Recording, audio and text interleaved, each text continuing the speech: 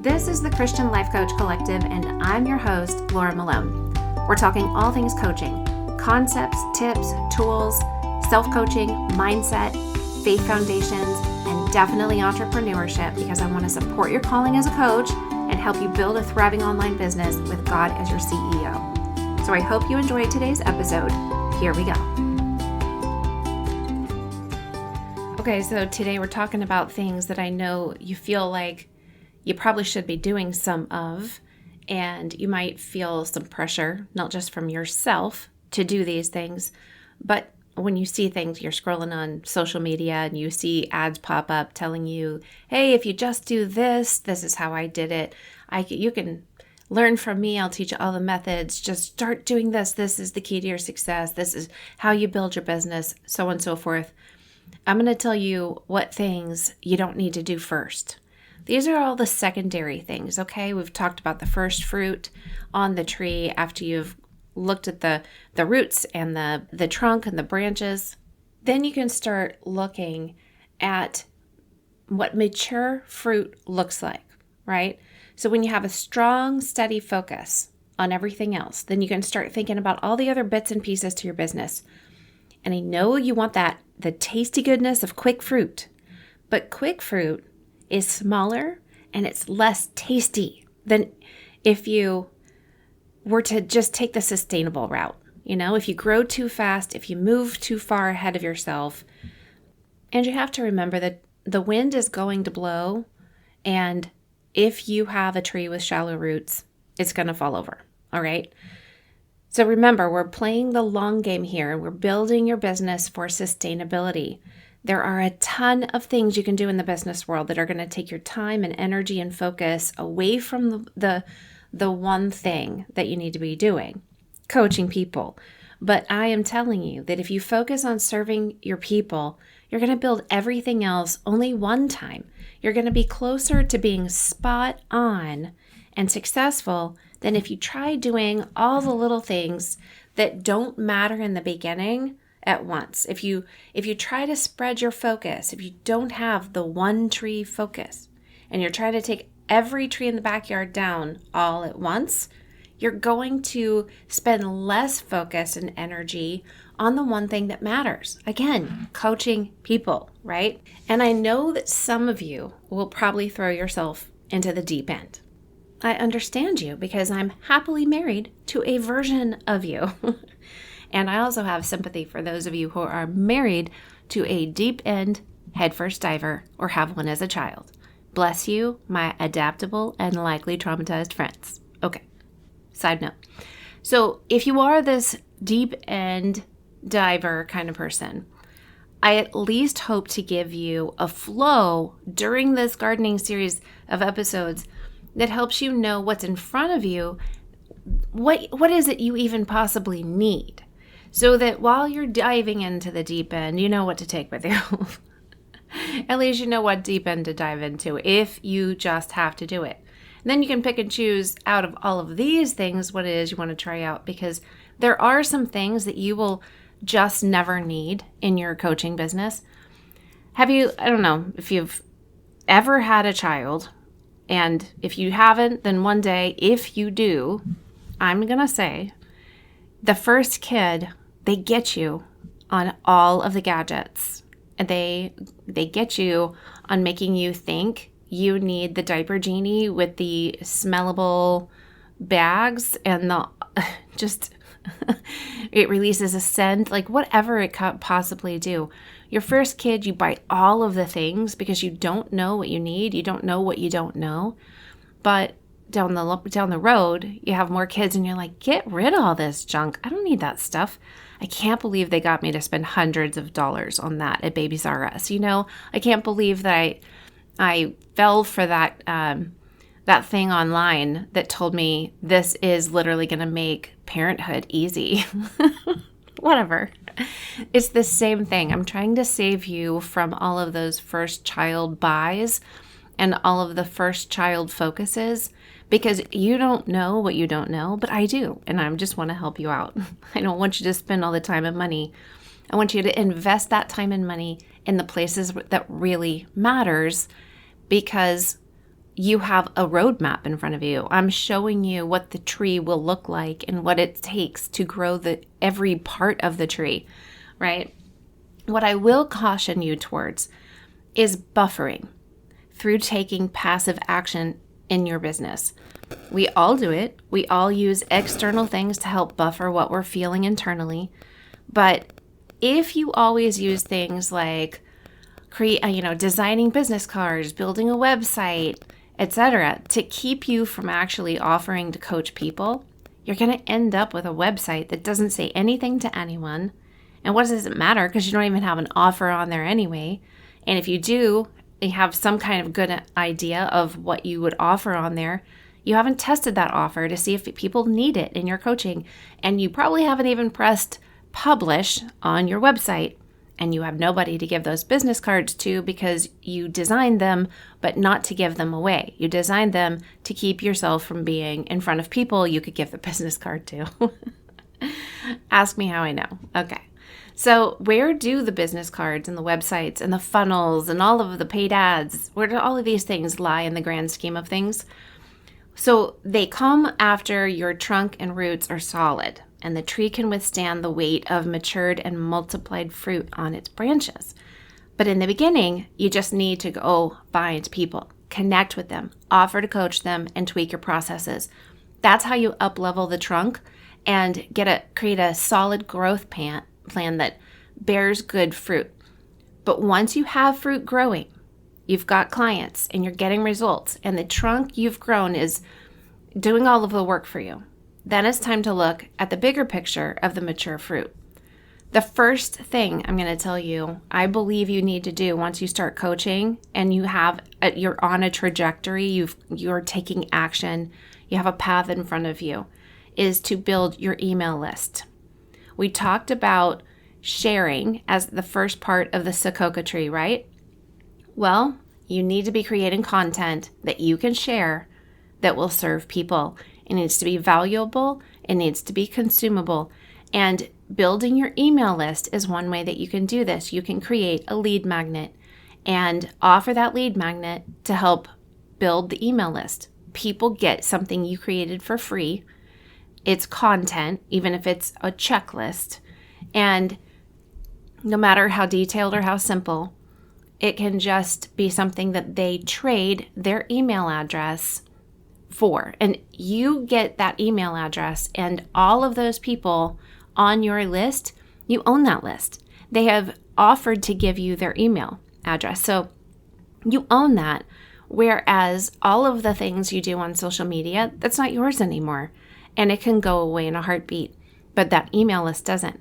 That email list is essentially where you're going to get your future clients, because those people, if they're interested in one thing, you create nurturing sequences through email automation. You write things that go to every single person that gets on your email list. Now, we use things called an email service provider. I personally use Flowdesk. There are a lot of good ones out there, ConvertKit and GetResponse and MailChimp, and everybody has their preferences. I like Flowdesk, and I'll just go ahead and I'll put a link in the show notes for it, because you can get 50% off the first year. And what it does is when you get an email service provider, you start having a place to actually collect your email addresses. And then it goes into there and you can segment all of those addresses and names based on what those people signed up for. So if they're in a segment because they were interested in one particular lead magnet, you created like a checklist about, getting organized. Maybe you're an organization coach. Well, then you would have them in a segment that is about that. And then you can send them more specific emails based on the thing that they got interested in that brought them into your business. Okay. Now, you have to be creating content that will serve people if you want to build an online business. This is the only way you can do it. If you want to go out and network with the one person, like actual physical people in front of you, you're not building necessarily an online business, you're building a local business. And if you want an online business, you're going to need to create content that people in the rest of the world are going to be able to find. Okay. The next thing is an LLC. You can start out as a sole proprietor and not have to pay anything, and all the money, it just comes to you and it goes on your taxes just as money in your account. But you'll want to get set up as an LLC after you've made enough money to actually be paying for that, okay? Or if you are in a niche where your risk of being sued is higher, get that sooner. But ultimately, you can start a sole proprietorship in the beginning and just go with that until you know that you're going to be a coach. You're going to keep building a coaching business. There's no reason to spend the money and time setting up an LLC if you're just testing this out, or if it turns out you just like having a hobby of, building a website and creating business cards. If you're not actually going to have a coaching business, why set up an LLC and have them just everywhere? Give yourself some time, actually set up just as a sole proprietor and get a business account that's attached to your name and social security number as opposed to an LLC with an employer identification number. Okay? There are some landmarks. I think some people say, when you're making 30 grand or more, I'm just going to say I did it early on. I did have the funds to be able to go pay for it. In some places it's $50. It could be $500 in your state. You'd have to do a little bit of work, but it doesn't take that much. But there's no reason to break your bank if you're just starting out and you don't have $500 or $200 to go set this up. You don't need it in the beginning. This is a mature food place. You've got clients and people are paying you, and you can use some money that you've been paid to go set yourself up with an LLC. Especially if you're in a niche where your risk of being sued is higher, then that's going to be an area that protects you, because an LLC it's a limited liability company. So you're going to have less liability on your personal assets in the case you had a client sue you for anything. Okay, the next thing is I'm going to tell you, dial in your niche. So all the rest of the time you're doing research and development on your ideal client and your ideal audience. This is where you really start dialing it in, because you've done work with clients and you're getting results and you're seeing what they work with well, what they need, what they say. This is where you really start dialing that language in. And I think I've said it before, but get a spreadsheet and create language and questions that you can ask and things that they say where you can collect all of that data and put it together so you can really see what's happening. The next thing is certification. I'm going to add it here because if you don't get certified in some kind of coaching early on, if you left it out or you didn't pursue it at all, or you just said maybe later, you might want to consider certification at this point simply because of how specific certifications might serve you well. Again, I don't tell you to go get certified to become a coach or that it makes you a better coach. I think it actually, I don't think it qualifies you, because I don't believe that's what makes you qualified. And I don't believe a certification is what makes you called. And your clients don't either. But I do believe that if you find a certification that benefits you because you get more support, more resources, community, connection, visibility, all of those things, then maybe it's a great idea for you at the point of mature fruit bearing. Now, some certifications offer you nothing in return except like a seal for your website and something you can print, like a certification of completion, that nobody's ever going to ask to see, but maybe you like it on your wall, fine, whatever. And yet others offer a ton of value in being part of their certification community. Although, there's a lot of perks to having certifications with certain organizations or businesses, okay? In my Christian life coach training course called The Greenhouse, the benefits are you get to be on monthly calls with me, you get to ask all your questions and ask for feedback, and you're with like-minded coaches out there becoming better coaches and developing your skills, and you can coach one another. That's one of the benefits. Then when you're ready, we put your bio and links to all of your offers inside of the Sterling & Stone coach directory that we're building. So you really have to think about who and why you're going to pay for certification, because what I'm talking about is the main reason I want you to do this. is to benefit you. Otherwise, I want you to listen to episode 10, where I'm talking about how training actually means a lot more than certification.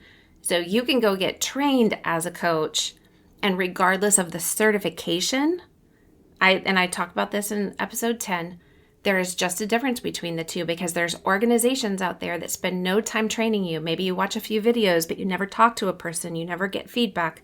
You never get help. You have no community.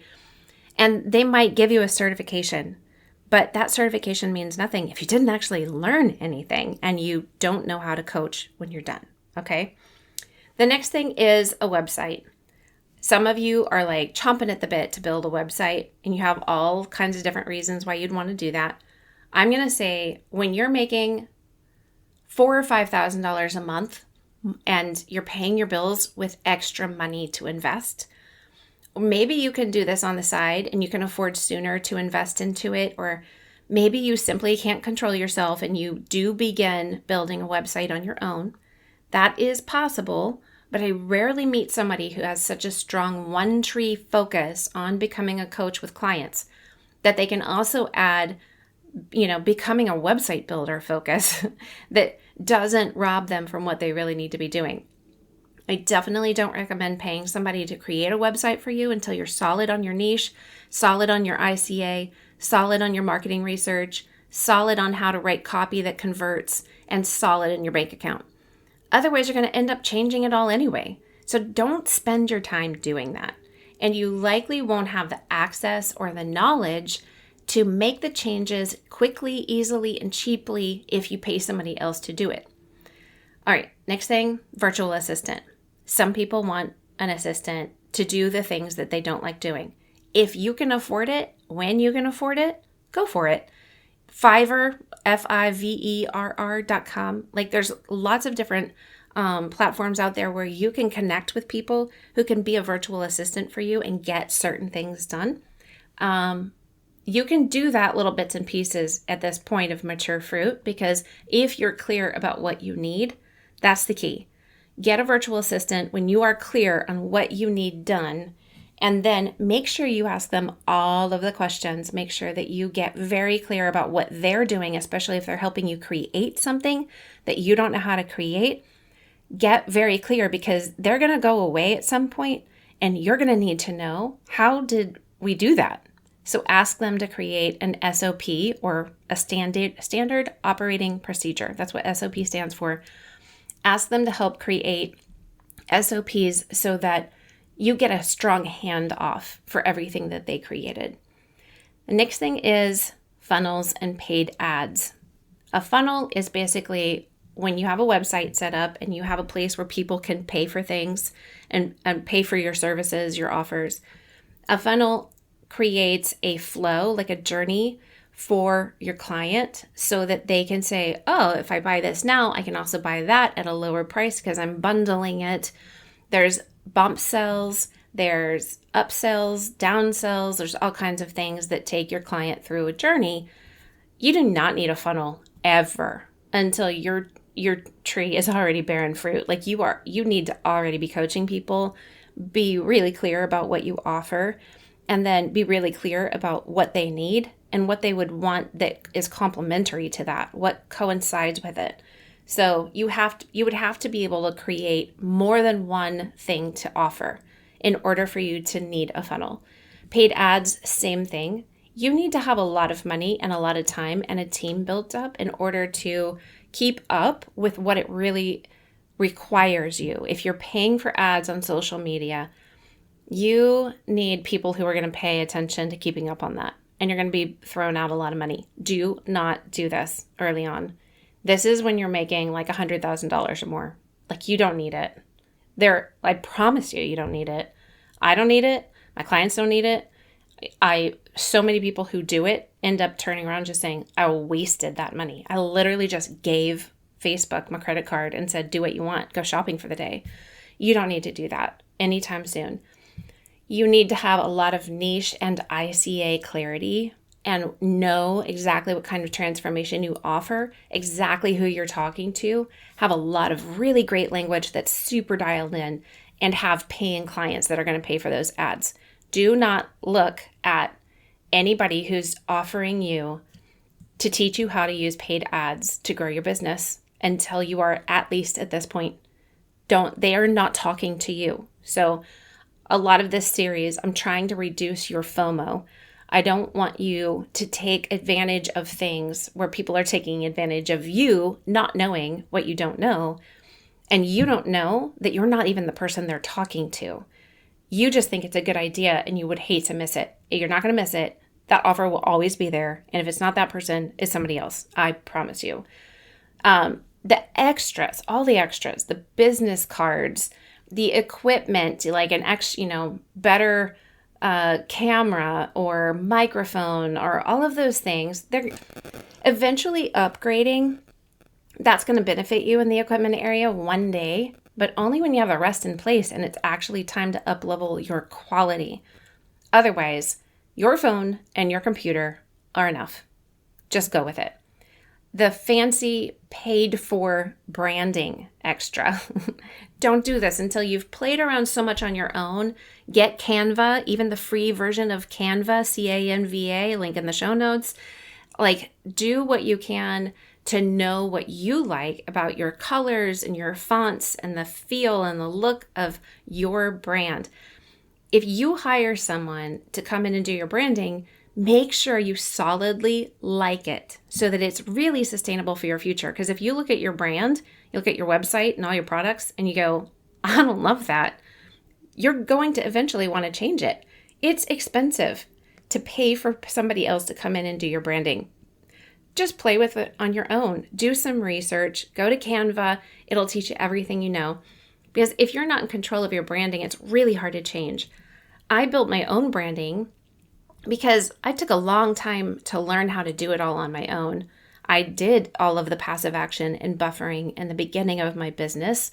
Instead of offering and coaching, I did build a website and I did play with my branding. And it was like I woke up every day so excited to get on the computer, but not to coach anybody and not to develop a coaching offer.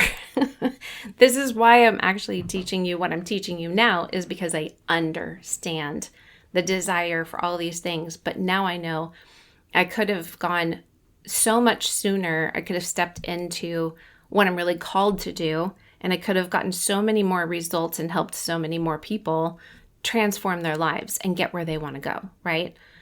So I spent years developing what I love in my branding. So when I feel like maybe I want to make a change in my branding, I only go into Canva and do it. I play around and change things. I never hit a publish button. And I just see is this something that's sustainable? I look at it and I play with it for a couple of weeks and I tweak it.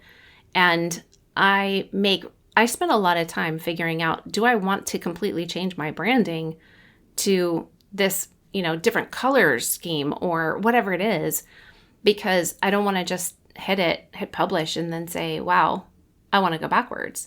So once you pass that type of power over your branding off to someone else and you pay for it, you want to know that what you've asked them to do is what you really love and it's going to work for you long term.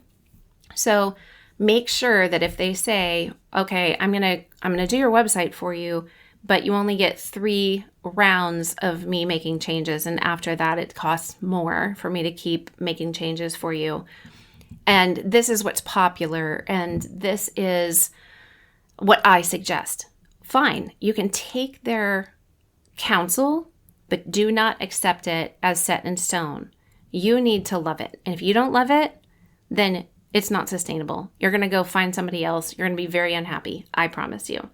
So professional photography is another extra. In the beginning, just have somebody with a great phone camera take 5 to 10 pictures of you that you actually like looking at, because you're going to need to see them. Again, if you hate it, don't use it. It's not worth it. So you're going to use these pictures for profile pictures everywhere, website pages, all the things.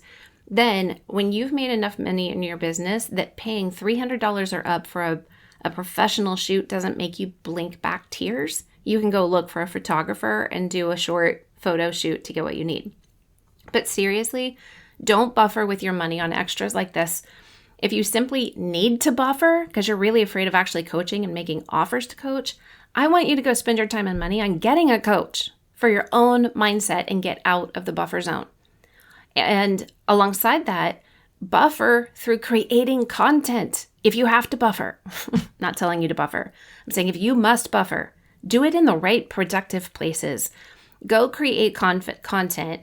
You don't even have to show it to anybody, but start writing things, start creating things that help you figure out what's already inside of you and see how you can fit it all together. But don't go around dropping 20s and hundreds and writing blank checks so you can do anything but the very thing that makes you a coach and builds a business you love that pays the bills, which is coaching people. So in the mature fruit stage, this is also where you can start diving into things like developing more one-to-one coaching offers, offering group coaching opportunities, creating courses and programs. After working with one-to-one clients for a while, you will know what needs to be in your course or program that actually gets multiple people results.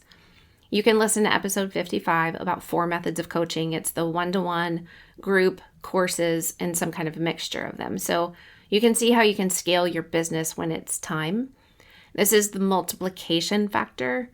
Online masterminds and group coaching, all of that kind of thing, and then you can create curriculum and build out training for your program and courses after you've got paying clients so that you know what kind of curriculum all these people actually need. If you're going to multiply, you need to know that they need what you're going to offer them. Do it as you go. So create the curriculum for your course or your group coaching, your program, your mastermind. Create the curriculum as you go so you don't create things that nobody needs and waste your time there. You can kind of just create a foundational flow or outline and then add to it and tweak it. But the key is to ensure that you're not just listening to you and what you think they need, because if they don't think they need or want what you think they need or want, they aren't going to get great results, meaning you're not going to get great results, okay? And then after all of these opportunities to grow mature fruit, there's still one I want to introduce you to the idea of, and that's being creating physical products that you can sell, which would be like a workbook, journal, planner, merchandise like coffee cups and t-shirts and notepads, Once you have a strong brand that you're growing, you can begin to create things associated with what you offer in your business and how you want to help people buy into what you sell as a way to be in their daily life. More, you're going to see what they bought from you, but more importantly, what they buy from you is going to bless them. So you can create low content books like journals and planners on Amazon. And people can buy those things off of Amazon without you doing anything but creating it one time. And it takes you literally a half an hour. You can learn how to do it online. Even if you're not making a ton of money from that journal, you're putting your business, your brand, and your offers right there in front of people. And something like a journal or a planner, any low content book, it's going to sit right there on their desk and be in front of them all of the time. So that physical product is one more thing where you can create something that puts you in their realm and also blesses them with something that they physically can use in addition to your coaching. So, okay, these are all of the things that I consider kind of the secondaries, right? We've done all of the priority things of getting the trunk, the roots, the trunk, the branches, and beginning to grow fruit. This is the matured fruit, where the secondary things that we need to give some focus and attention to because it's time. These are things that you don't want to do earlier if you want to get your business up and going sooner. You actually want to get past that buffer zone so that you're really speaking to people, talking to people, telling them you're a coach, cultivating your offer, and go get 100 people to tell you no. And I promise you're going to get one that says yes. And that's the one that matters. Okay? Bless you, friends. And we'll talk to you in the next episode. I hope that you loved this episode and you feel challenged, inspired, and encouraged. If you're a coach or you want to be one, jump into the Christian Life Coach Collective Facebook group so we can connect over there. And to work with me, Grab the links in the show notes to get quick clarity about your calling as a coach and entrepreneur, as well as how to get trained as a coach with Starling & Stone and start your own business. Bless you, friend.